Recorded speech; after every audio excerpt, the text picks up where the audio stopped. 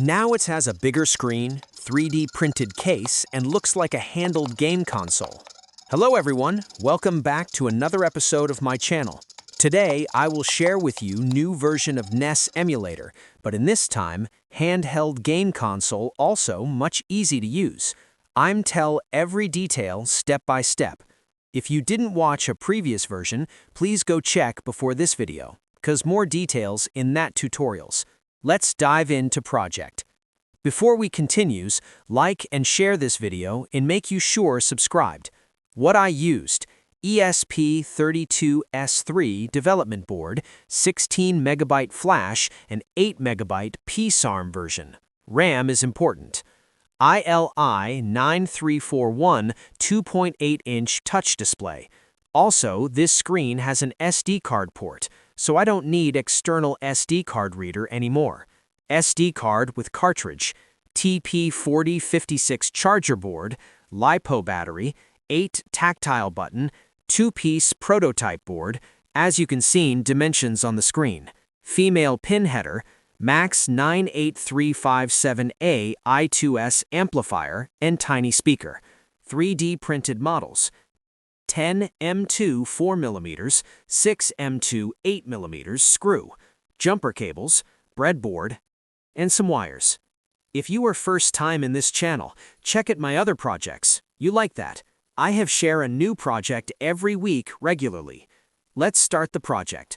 Firstly, making sure everything working correctly. For doing this, start with breadboard version. In this setup, we are using lot of jumper cables, also working with SPI communication. This method need to be stable wiring, so make you sure all cables going to right there in stable. Otherwise, you can't see any image or getting a white screen. As you can see wiring schematic on the screen, you can follow this setup.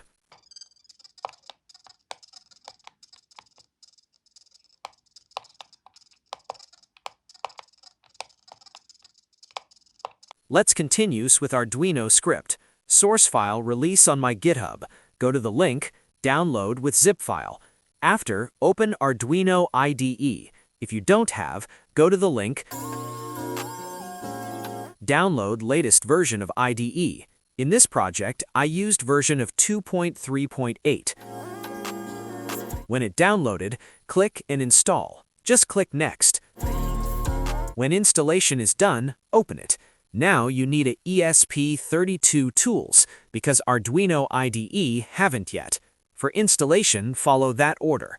In this project, I used version of 3.3.7. If you haven't installed the ESP32 board manager yet, copy the link provided in the description.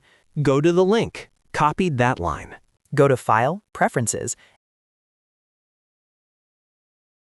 and paste it into the additional Boards Manager URLs field. Go to Boards Manager, search for ESP32, and install it. Please be patient as it downloads. When it complete, go to Sketch, include a library, add a zip file. After, in opened window, selected downloaded zip file. Let's open NES Emulator example.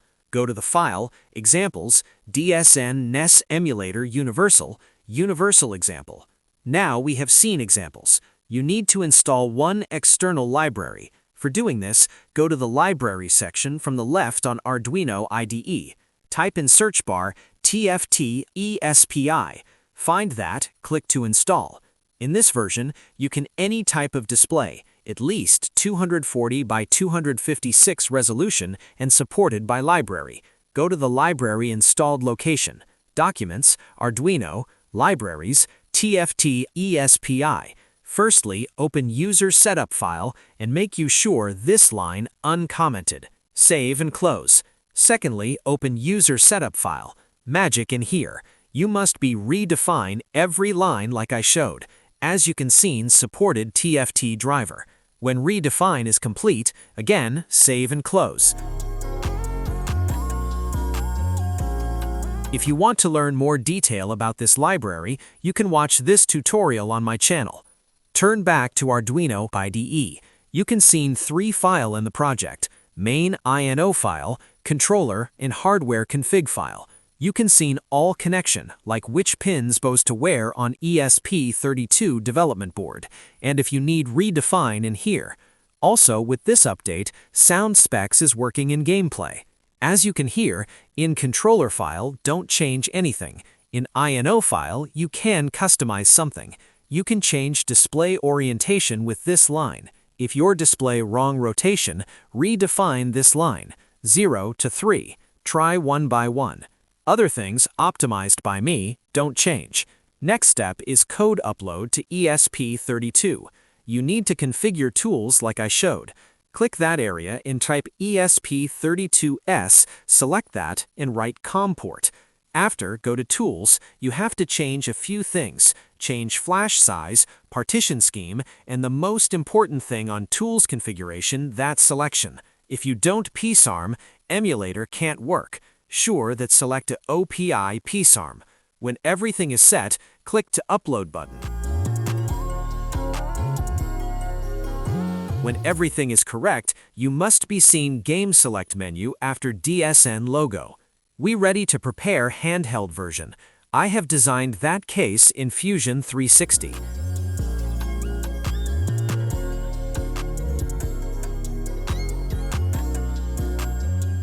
3D model published on my Cults 3D page, link in description. And also, don't forget check my other design. If you need any special design for your work, you can reach me on Fiverr and print it on my old Ender 3 3D printer. I like this machine. Also, still I use.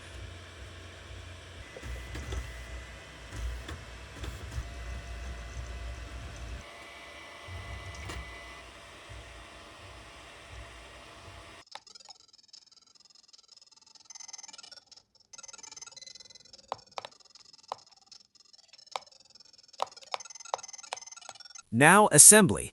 In my own ESP32 development board has a LDO voltage regulator. This IC smoothly turn it LiPo battery voltage to 3.3 volts for ESP32. But U-board use a AMS series voltage regulator. You must use a voltage step-up module for a supply 5 volt. As you can see in handheld version schematic on the screen, you can follow this setup. You can use this stencil for an open hole on protoboard.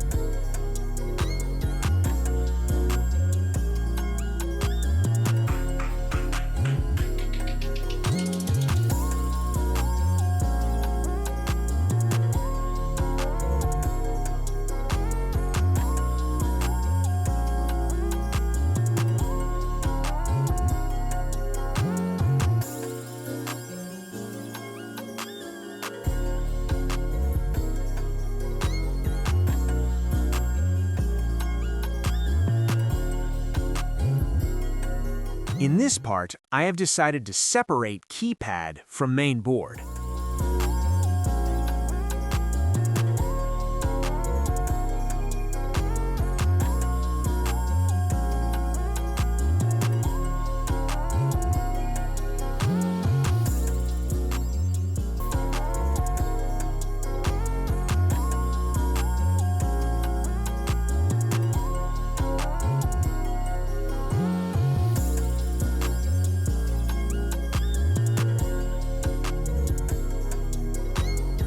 I have used tiny LiPo battery, cause only that one ready to use, but you can choose much bigger one. You have used all this area for a battery. That's enough for larger battery.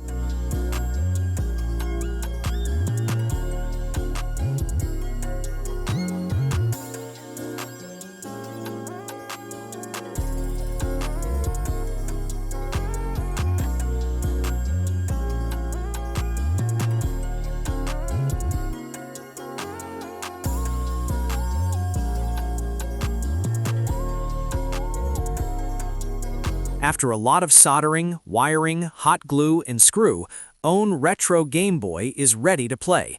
You can play any Nintendo games on this console. In previous tutorial, I showed how you can find NES games on the internet. In this version, sound is working perfectly.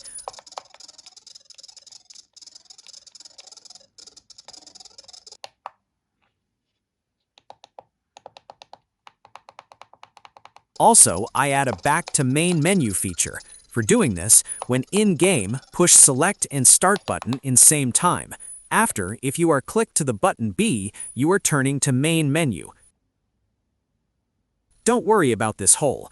I opened after design for a easy to program upload.